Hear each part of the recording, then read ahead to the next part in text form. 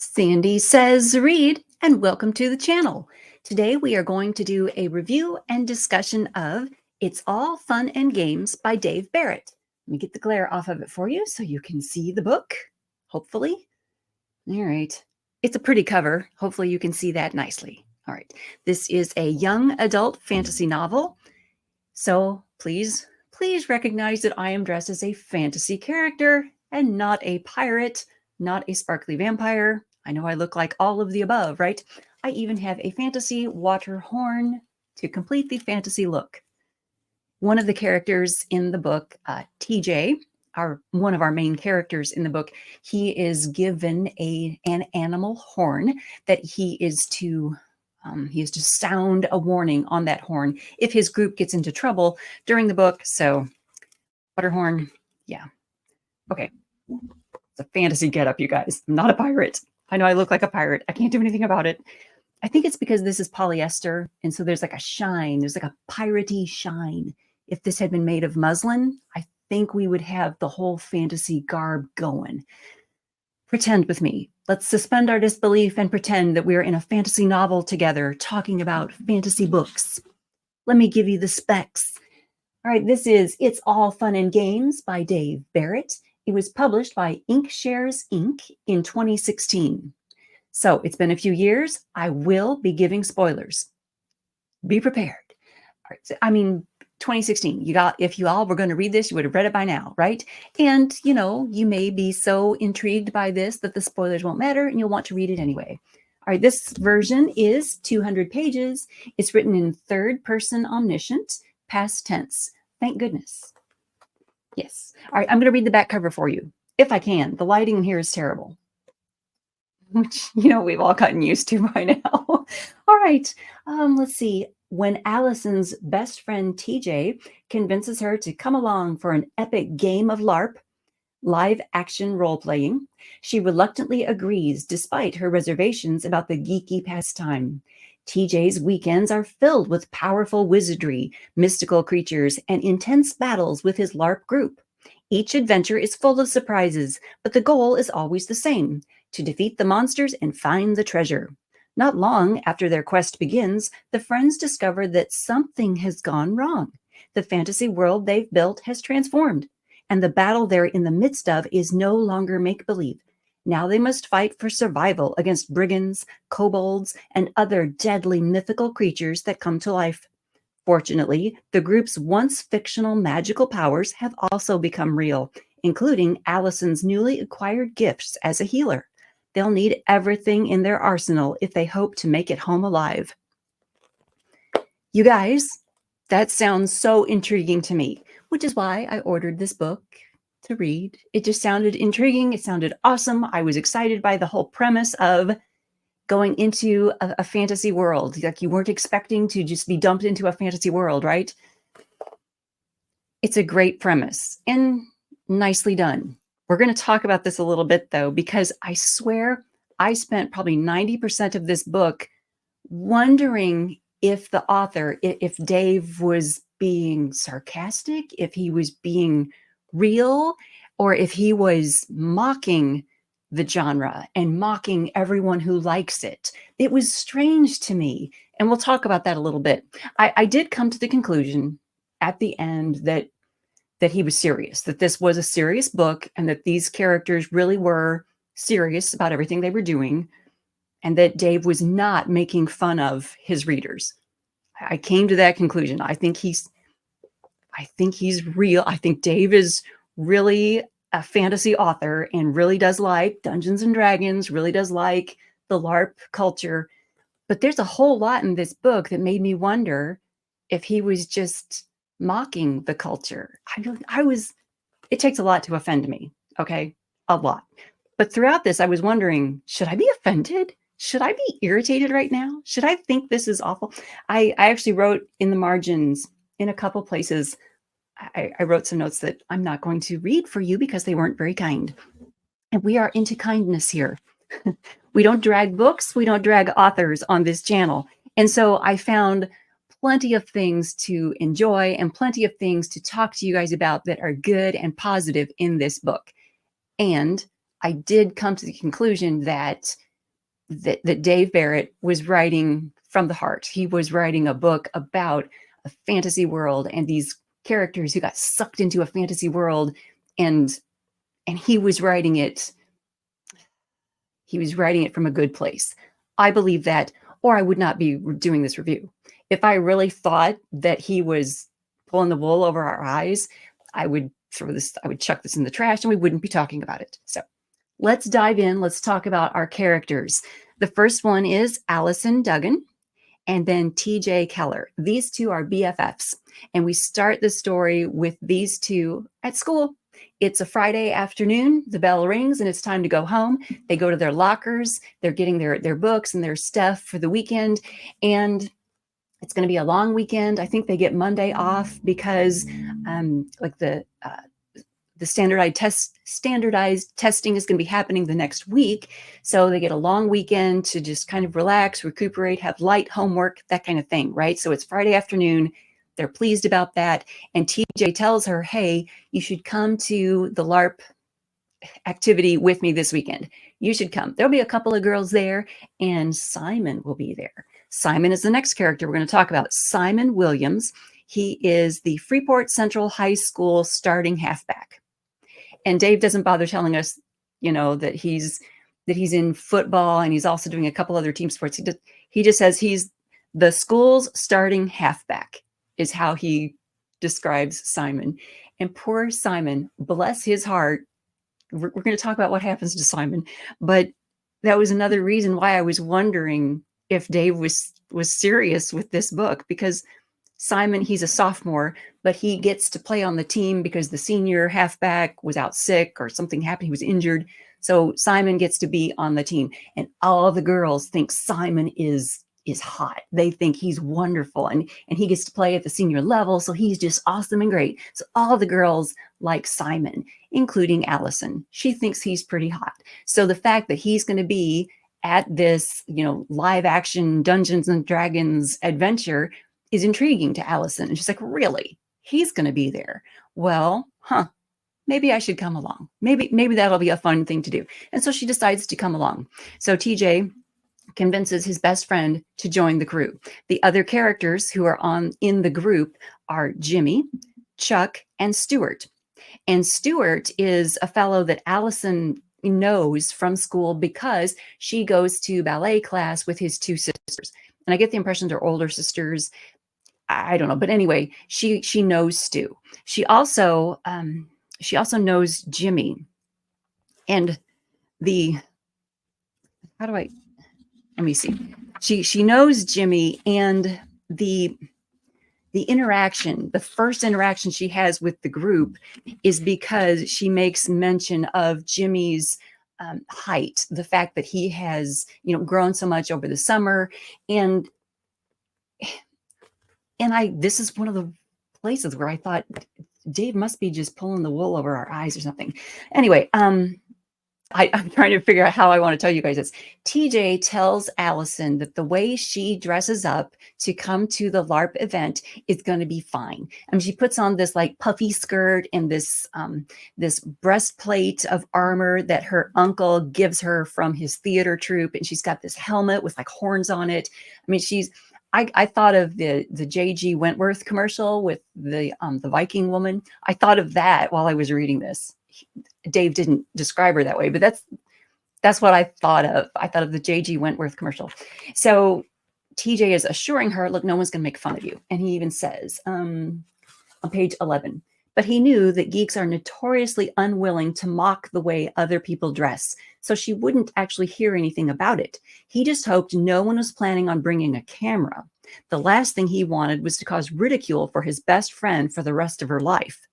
Now, this book was published in 2016, and TJ is assuming no one's going to have a camera there. And in fact, apparently no one has cell phones, because we never have a cell phone come out, and nothing happens with texting or cell phones or Facebook, which I guess Facebook would still be a big deal back in 2016. But anyway, so TJ is thinking that no one's going to mock her for the way she's dressed. But then just a couple of pages later, she mentions to Jimmy that he looks so much bigger than just, a summer before. And Chuck mocks her. Chuck is making fun of her for stating the obvious. It says here, Chuck piped in.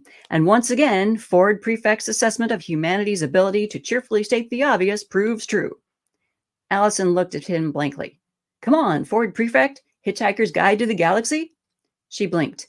He glanced at TJ. Where did you find her? Man, she needs some serious edumacation. Learn you a book. Allison flashed Chuck a hostile look. TJ shrugged and gave her a quick shoulder hug. She's a work in progress. Okay, so, and I wrote something snarky out in the margin there. But I'm thinking, okay, first of all, yeah, they are mocking her. And second, TJ is not standing up for his best friend. He's not saying, hey, guys, give her a break. He's not saying, hey,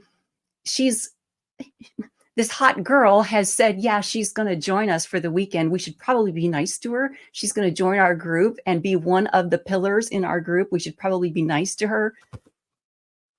I didn't like that. That wasn't cool. I didn't find that cool. Chuck does come around. He doesn't stay a jerk. Okay, is how I should say that. He doesn't stay a jerk. He does go through an arc. We see quite the arc for Chuck.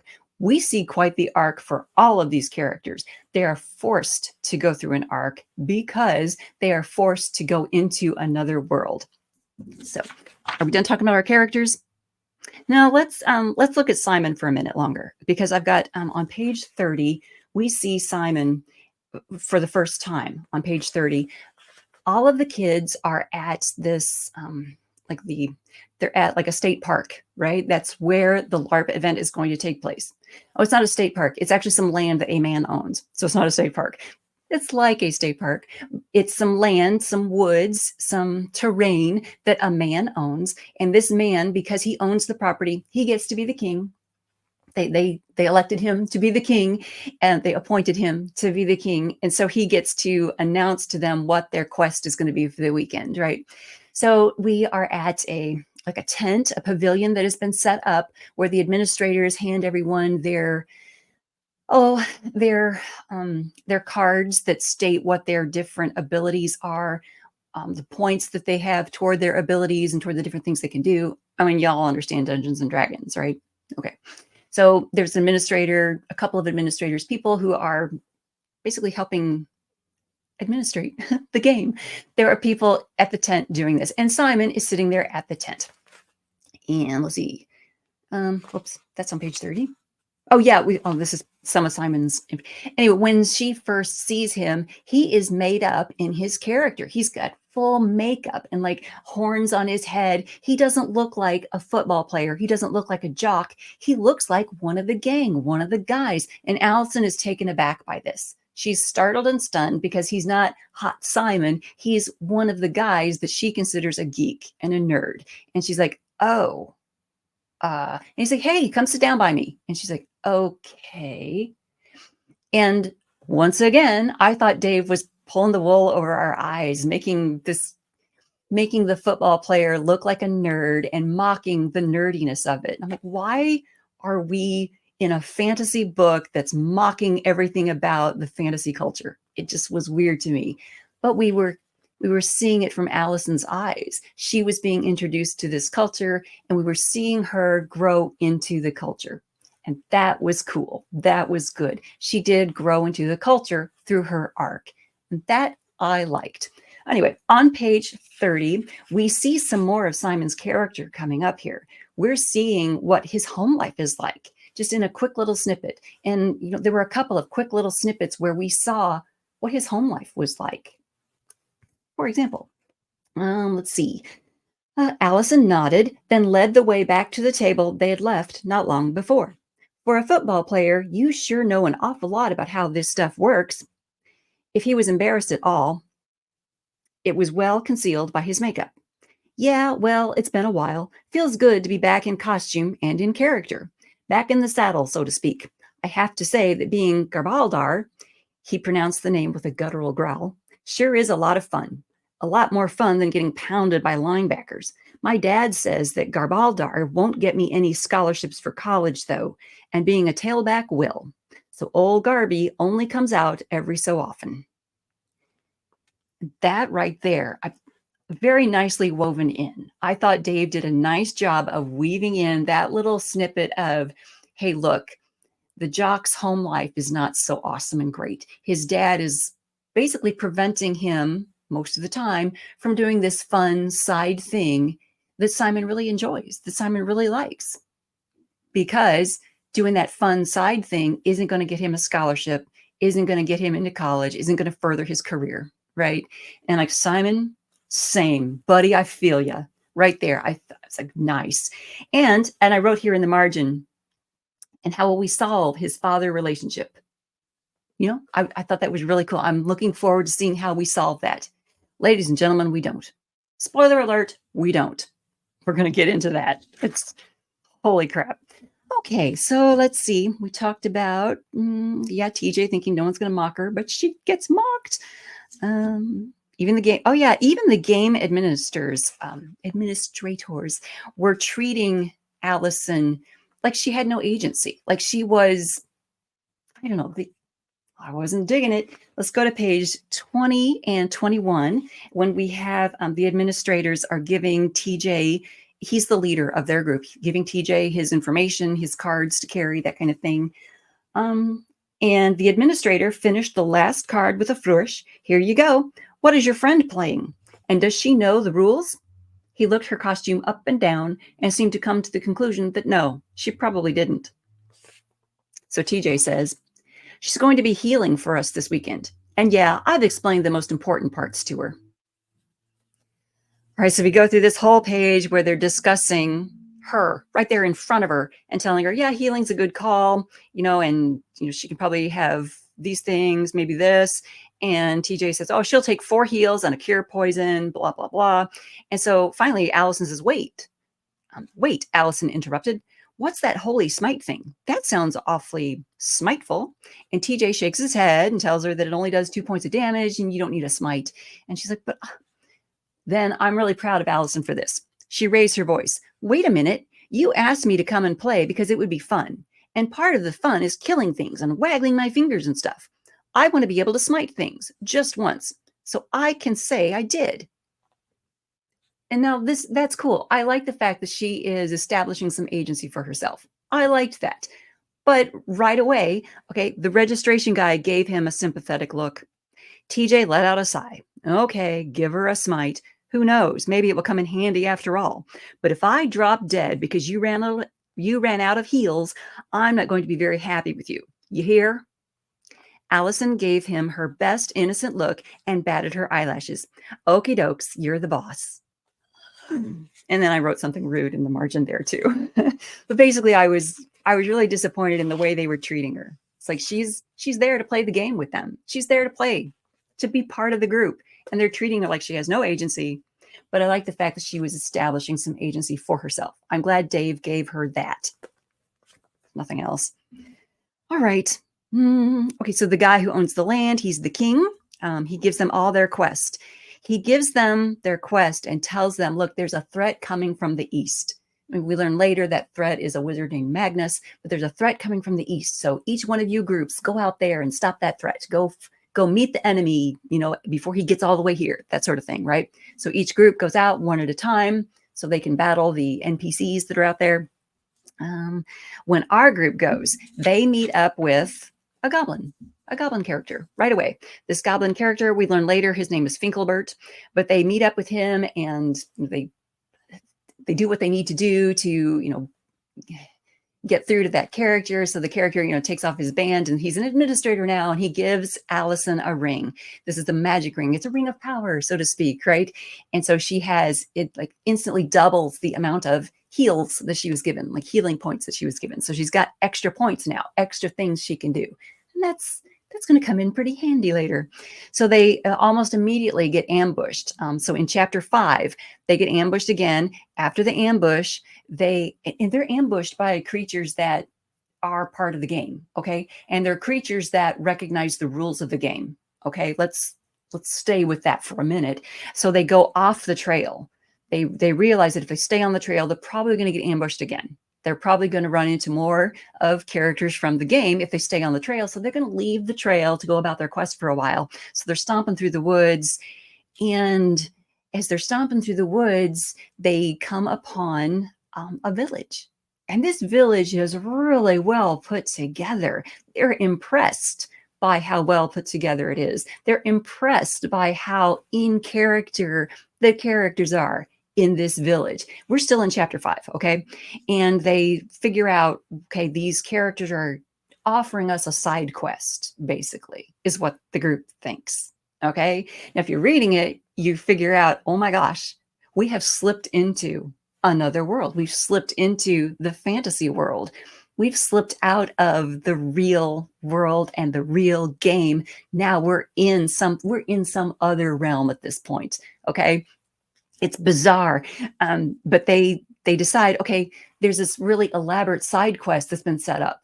And the game players, the game administrators have put so much effort into this. It must be an important side quest. We should probably do it. So they go on this side quest. Our group of 6 goes on this quest. They go to an enemy camp. And at the enemy camp, at the end of chapter 5, one of the enemy fires an arrow and kills Simon. I kid you not. Spoiler alert, ladies and gentlemen, Simon dies. So let's go to the end of chapter 5. Here we go. Page 58 and 59. He gets shot with an arrow. All right. Hey, what's that? Intruders? A voice rang out through the clearing, and all 6 heads snapped around and looked toward the trees. A man stood there, a bow in hand, and a deer draped across his shoulders. He shrugged the carcass off and calmly placed an arrow to his bow. He released the string, and the arrow streaked across the distance, striking Simon squarely in the chest. Oof, he wheezed, as the air was compressed from his lungs. He leaned against the wall, dazed, blinking slowly as he looked down and saw the arrow, a real arrow, protruding from his chest. Blood slowly trickling out. Pain shot through his body. His eyes rolled back in his head, and he sank into merciful oblivion. And yeah, he dies from it. That's the end of chapter 5. So in chapter 6 is, I wrote this down. Chapter 6 is 8 pages of these kids falling into battle characters, violently killing bad guys. That's what happened. They must, okay, they must defend themselves. I mean, for the first page and a half of chapter 6, they're like, holy crap, Simon is down. And what do we do? And we need to get to shelter. We need to get behind something.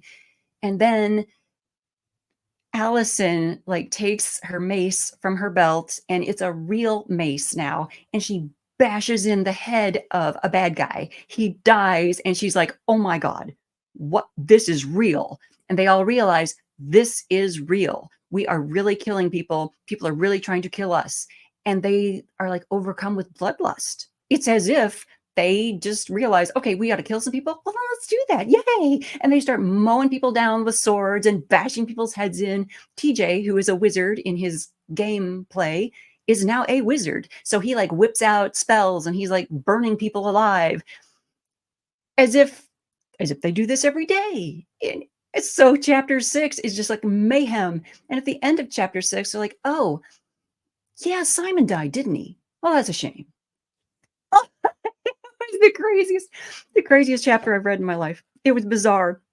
Well, by chapter 7, we do get to go back and have some introspection. So now I understand.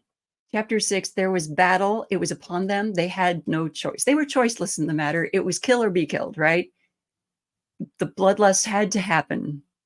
So by chapter 7, we get to do some introspection, and they start to realize, hey, we are in this other realm now. And hey, we're becoming these characters. And they're thinking about it, and they're realizing the backstory they had made up for these characters is really in their mind. They really are remembering these backstories like they really used to happen. So yeah, they start to understand that the reason they were able to swing a big old sword is because in their backstory, their characters were able to swing a big old sword. Okay. They're starting to realize, oh my gosh, we are these characters. Now, Allison is in this weird predicament because she didn't create her character. These guys created it for her. Remember, she had no agency before. she's in this weird position where she's still remembering stuff from the real world as if it is still part of her. It is. And she doesn't really have a backstory for this new character that she's becoming, right? So we see her kind of staying, I don't know, staying realistic, so to speak, but she does have these healing powers. So she's able to heal TJ when he goes down, but when they go back out to where Simon is, oh, he's totally dead. She can't heal him because he's already dead. He has expired. The stakes have been raised. Okay, these characters, these kids can die in this fantasy world, in this fantasy realm they've entered, because Simon did. He died. And as I was reading it, I'm like, so Dave killed the football player. Does Dave have some issues with the jock? Because he was mocking him, he was making it weird for him, and then he just killed him off. Very weird, very odd. Or maybe it's just how the cookie crumbled for poor Simon. Yeah. Like I'm saying, the whole book, I was like 90% of the time, I was wondering if Dave was just pulling our leg. It was weird. But we never got to see Simon resolve the issues with his father. We don't get to see that. Simon doesn't get an arc. Simon's dead. That's it. That's it for Simon. All right.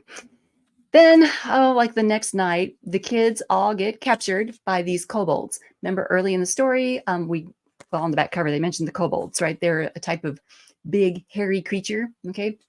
Orcish. Let's compare them to orcs. They get captured by these kobolds. And Chuck, who is kind of a shorter, chubbier character, he has the backstory of being a pickpocket and kind of a mercenary type of little character, right? He's a burglar. He's our Bilbo of the story. Right? He is up in a tree sleeping when the kobolds attack, and he stays up in the tree. He doesn't come down and join the fight. He doesn't come down and try to help his friends because he realizes up there in the tree that if he comes down, he'll just get captured too.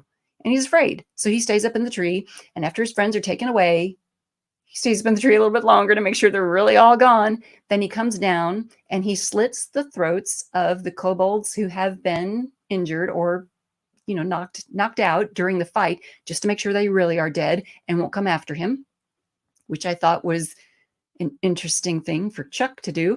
And then Chuck follows the kids. He follows the kobolds. I mean, their tracks are pretty wide. They leave a lot of damage where they go. So he follows them to like this kobold castle stronghold, right? He follows them along. We follow Chuck. We're in his point of view for chapter 12, 13, 15, 17, and 18, and 20. Okay, all of a sudden, this story is Chuck's story. It's him. We're following him, following the kids, following him doing burglar things, right? Chapter 17 is all about getting a trapdoor open. We get to see him figure out how to find like these little holes in the wall and line them up and clean them out and get up to a trapdoor. Chapter 17 was about opening a door. And the whole time I'm reading it thinking, is Dave being serious with us right now? Or is this a joke? The whole time I thought he was pulling our leg. By chapter 20, the end of chapter 20, Chuck finally gets to our kids who are in the prison cells, and he gets them out, and we find a goblin in one of the cells. And so we release the goblin. His name is Egilbert. And because we release Egilbert, we get to have, I wrote this down, Goblin Ex Machina, to save everything and everyone when we're having our final battle. It turns out that Egilbert is a brother to Finkelbert. Remember we met Finkelbert, the goblin, at the very beginning of this whole thing? Okay, yeah. So because the kids released Egilbert, and now they're friends, and he destroys basically a big old henchman for the wizard Magnus. The big old henchman is called Crack Rock. Yeah, Crack Rock. This big, he's like an ogre, right? Egilbert kills Crack Rock, which saves everyone. And because Egilbert and the kids are friends, Egilbert takes them back to his village. And at the village, Finkelbert is sitting there, and he's like, "Oh, thanks so much. Good. You kids are good eggs. Great that you helped out. So wonderful." But no one knows how to send the kids back to their reality. No one knows how to get them back to their world. Even Finkelbert, who, if you remember, he was in the real world earlier on. And I don't understand that. I don't understand. I don't understand. Why couldn't he help them if he was able to go between the two? But maybe he's able to go between the two because he's a goblin, right? I mean, maybe he can't like open a portal. I don't know. That's not explained. I don't know. But Crack Rock is destroyed. He's the big threat that we take care of, and he is murdered, destroyed, taken care of. But Magnus is still out there. So there's room for part 2. There's room for a second book in this series. Now that I know, now that I feel that Dave was serious with this book, that Dave wasn't mocking my nerd culture, he was serious. He was bringing Allison into that culture and letting us see through her eyes the nerdiness of it, but the fun of it and how it could be fun, and then putting her in peril and letting her help get out of peril. Now that I see he was sincere, I think I enjoyed it. I think I enjoyed it. It was a good story. I mean, there was action, there was adventure, there was a whole chapter on getting a door open. But there was action, there was adventure, and there were callbacks to nerd culture, right? There were references to Hitchhiker's Guide to the Galaxy. There were a lot of references to Lord of the Rings. I mean, TJ had a Tolkien calendar in his locker, okay? There were all kinds of references to things in this world so that the reader could have that easy access to the fantasy world. Does that make sense? Yeah. Okay, there you go. So It's All Fun and Games was fun and games. There you go. Thumbs up for fantasy worlds and moving between them. Not thumbs up for losing your friend, but thumbs up for getting through. Yay. That's it, you guys. Thank you so much for tuning in. I welcome you to subscribe to the channel for more honest reviews like this one, rambling and crazy and fantasy. That's it. Thanks so much.